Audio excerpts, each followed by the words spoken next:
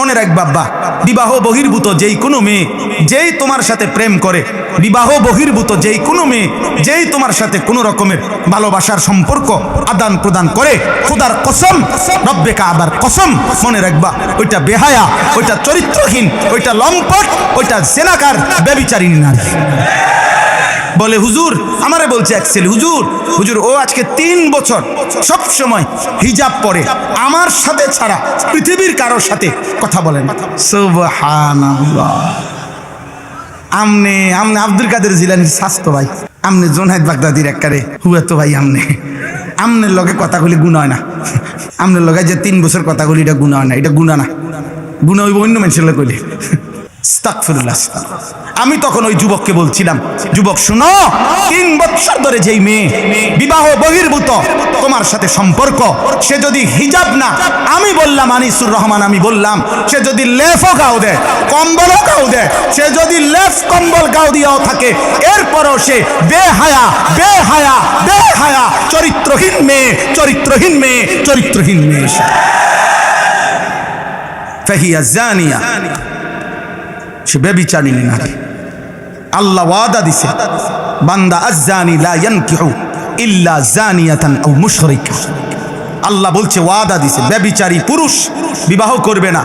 সে যখনই বিবাহ করবে তো ওই তার বিবাহিত স্ত্রী হবে জানিয়া, আরেকটা ব্যভিচারিণী নারী, আও মুশরিকা, অথবা কোনো মুশরিক, বেঈমান নারী।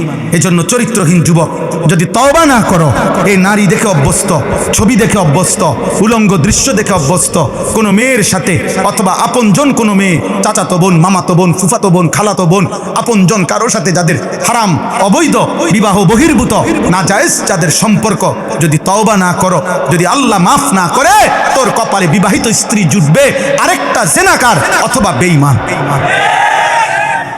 ওয়াজানিয়াতু লা ইয়ানকিহুহা ইল্লা জানিন আও মুশরিক।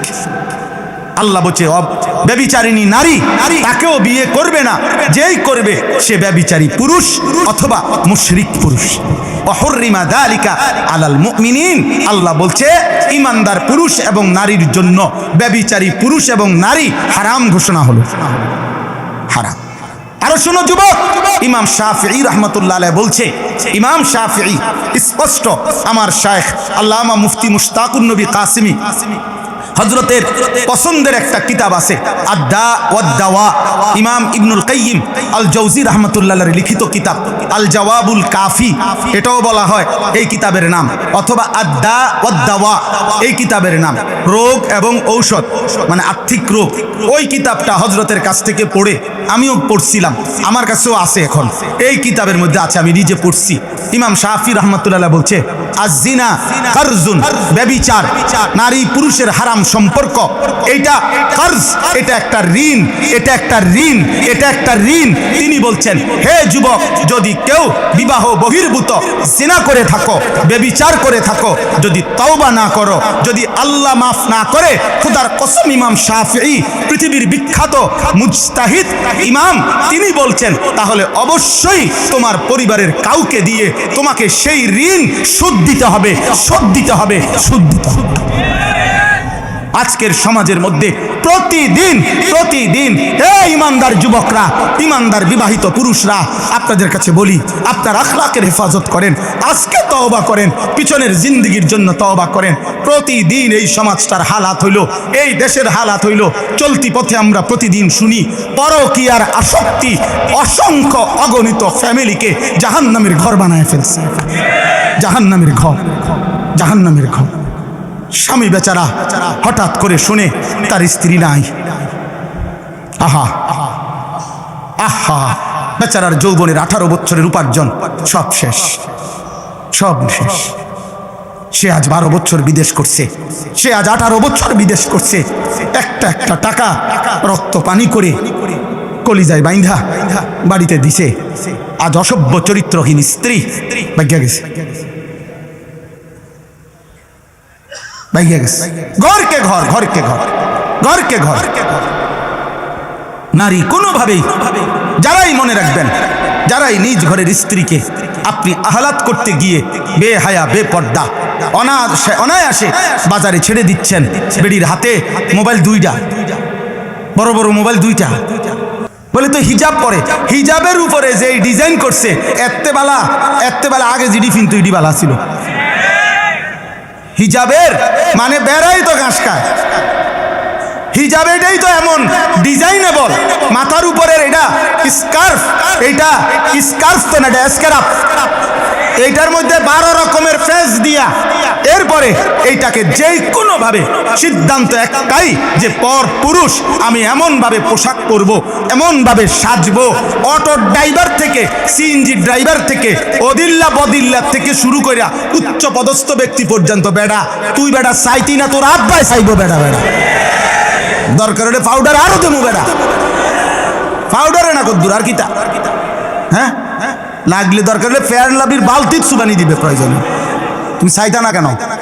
তোমার বাপে চাইবো, চাইবা না? এইভাবে সাইজা বাইর হয়। আরে এবারটা জামাই, এবারটা জানে, এবারটার বউ এমনি টুটু টুটু এবার বে, এটা আকামলা কা পুরুষ বেটা, আপনার বউ বাগতো না তো কার বউ বাগবো বলেন মিয়া? আখলাকের হেফাজত করেন, আখলাকের হেফাজত করেন। কোনোভাবেই যুবক ভাই, নওজওয়ান অবিবাহিতদেরকে বললাম, চরিত্র নষ্ট করো না আব্বা, তোর কপালে ভালো নারী জুটবে না রে বাপ। মোবাইলের নারী আর রাস্তার নারী আর বাস্তবতার বিবাহিত স্ত্রী এক না বাপ, কঠিন হবে, কঠিন। স্ত্রী যদি খারাপ হয়, স্ত্রী যার পরকীয়ায় আসক্ত হয়, যার বিবাহিত বউ অন্য পুরুষে আসক্ত, খোদার কসম তার আর জাহান্নামে যাওয়ার দরকার নাই, জাহান্নাম তো জ্বলতেই আছে, তার তো জাহান্নাম জ্বলতেই আছে। আল্লাহ আমাদেরকে বুঝ দান করেন, আল্লাহ আমাদেরকে হেফাজত করেন।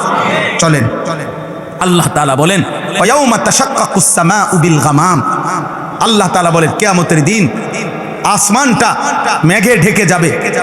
ওয়ানুজ্জিলাল মালাইকাতু তানজিলা, কোটি কোটি মেঘ ভেদ করে আল্লাহর ফেরেশতারা নেমে আসবে হাসরের মাঠে।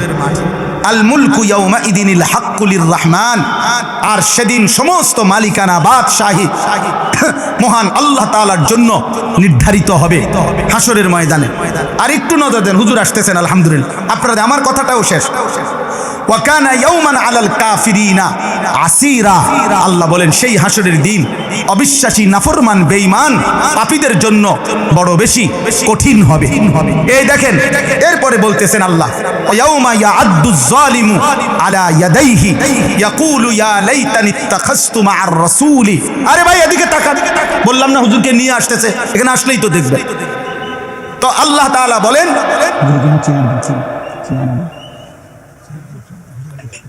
জি ওয়ায়াউমা ইয়াআদ্দুজ যালিমু আলা ইয়াদাইহি ইয়াকুলু ইয়া লাইতানি ইত্তাখাযতু মা'আর রাসূলি সাবিলা।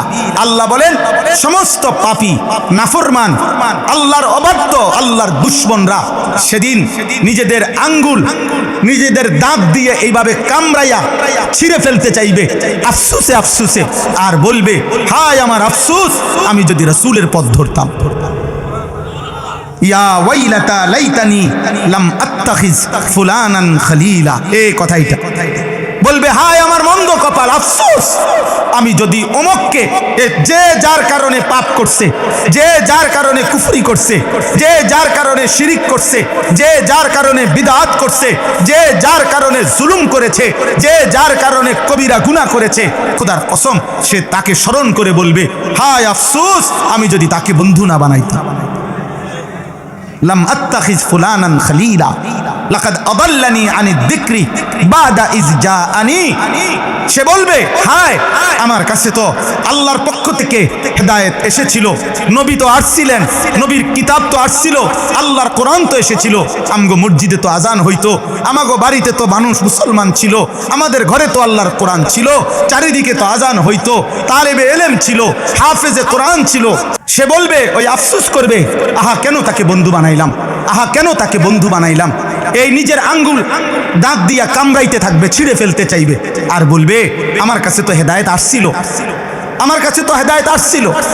আমাদের এলাকায় তো আলেম আসছিল, আমাদের এলাকায় মাহফিল হয়েছিল, আমাকে মসজিদের ইমাম তো বছরে 52 সপ্তাহ জুমার বয়ানে আল্লাহর কথা আখিরাতের কথা বলছিল, আমাকে ঘরে তো কোরআন ছিল, আমাদের মহল্লায় তো আজান হইতো, আমাদের বাড়িতে তো নামাজি মানুষ ছিল, কত দাড়িওয়ালা টুফিওয়ালা মানুষ তো আমি দেখছি।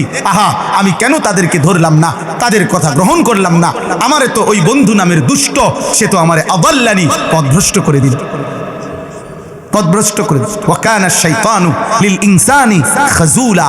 এই শেষ কথা হলো আল্লাহ বলবেন, আল্লাহ বলেন মনে রেখো প্রত্যেক মানুষের জন্য শয়তান তার পাপ নাফরমানি করার সময় কেটে পড়ে, সরে পড়ে। এই কথার 1 মিনিট কথা হইল, প্রত্যেক পাপীকে শয়তান যখন ওয়াসওয়াসা দেয়, তারে সর্বোচ্চ ওয়াসওয়াসা দিতে দিতে দিতে দিতে কর কর কর কর, সায়ালা কিচ্ছুই তো না, তুই শুধু সামান্য না আসে না দেখবি মানুষে এত কত মারাত্মক দেখে বেটা। হ্যাঁ বেটা, মাত্র 10,000 টাকা সুদ, লাখ লাখ টাকা সুদ খাইয়া গিলা লাইতে আছে বেটা, করবি না বেটা? এটা কি হইছে বেটা? কত হুজুরও আছে বেটা উল্টা পাল্টা, এই মনে করেন একটা মানে বলে দিল আর কি, বিভিন্ন রকমের ওয়াসওয়াসা দিয়ে।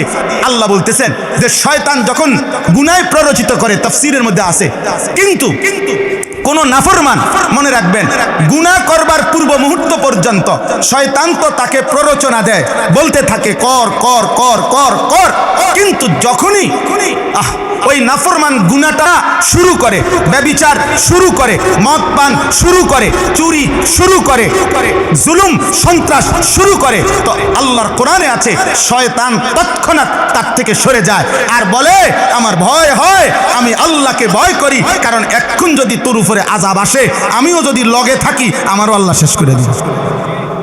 কামাসালি শাইতানি ইজ ক্বালা লিল ইনসানি কফুর ফালাম্মা কাফারা ক্বালা ইন্নী বারীউম মিনকা ইন্নী আখাফুল্লাহ রাব্বাল আলামিন। এবার বুঝছেন শয়তান কেমন শয়তান?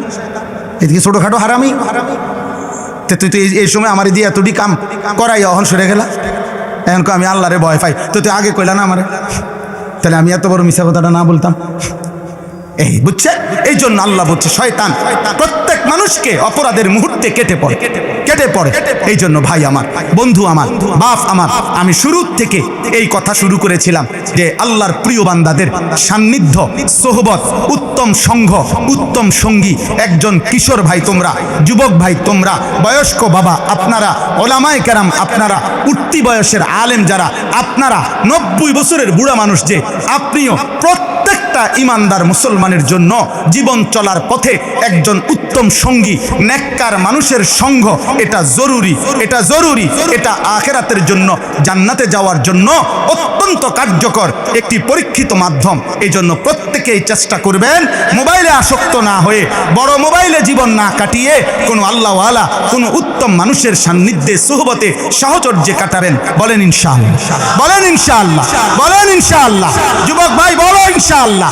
আল্লাহ আমাদেরকে তৌফিক দান করেন, আমাদের মঞ্চ আলোকিত করে আমাদের যেই মহান মানুষ আমাদের সামনে এসে আসন গ্রহণ করলেন, তিনি আমাদের কায়েদ, তিনি আমাদের সাহস, তিনি আমাদের অহংকার, তিনি আমাদের আলোর মিনার, তিনি আমাদের চেতনার প্রতীক। সারা পৃথিবী দেখেছে এক বৃদ্ধ মানুষ, তিনি যখন খতমে নবুয়তের কথা উচ্চ কণ্ঠে বলেছেন, আল্লাহর নবী সাল্লাল্লাহু আলাইহি সাল্লামের খতমে নবুয়তের ইজ্জতের জন্য আমাদের কায়েদে মিল্লাত আল্লামা আব্দুল হামিদ পীর সাহেব মধুপুর দামাত বারাকাতুহুমুল আলিয়া সেদিন ঢাকার সোহরাওয়ার্দী উদ্যানে গত 15ই নভেম্বর যখন সারা পৃথিবী থেকে আহ্বান করেছিল, তো সারা পৃথিবী অবাক বিস্ময়ে দেখেছে এক ইমানদার মুজাহিদের ডাকে বাংলার জমিনে সোহরাওয়ার্দী উদ্যানে কমপক্ষে 20 লক্ষের চাইতে ইমানদার মুসলমান, পৃথিবীর প্রায় 150 চাইতে বহির্বিশ্বের ওলামায়ে কেরাম তারা অংশগ্রহণ করে এক আওয়াজে বলেছে যে নবীর পরে নবী নাই,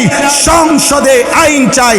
বলেন কাদিয়ানীরা কাফের, কাফের, কাফের, কাফের, কাফের, কাফের, কাফের। আমরা সবাই ইনশাআল্লাহ আবার যদি আমাদের কায়েদে মিল্লাত আল্লামা আব্দুল হামিদ মধুপুর পীর সাহেব হুজুর আবারও যদি খতমে নবুয়তের ইজ্জতের জন্য, আল্লাহর নবীর সম্মান আর মর্যাদা রক্ষার্থে আবারও যদি আমাদেরকে যখনই ডাক দেয়, আমরা যেতে প্রস্তুত আছি তো ইনশাআল্লাহ? সবাই রাজি তো ইনশাআল্লাহ? আল্লাহ তৌফিক দেন, আল্লাহ কবুল করেন, আল্লাহ হযরতের হায়াতকে আফিয়তের সাথে আমাদের জন্য দীর্ঘায়িত করেন। আমিন।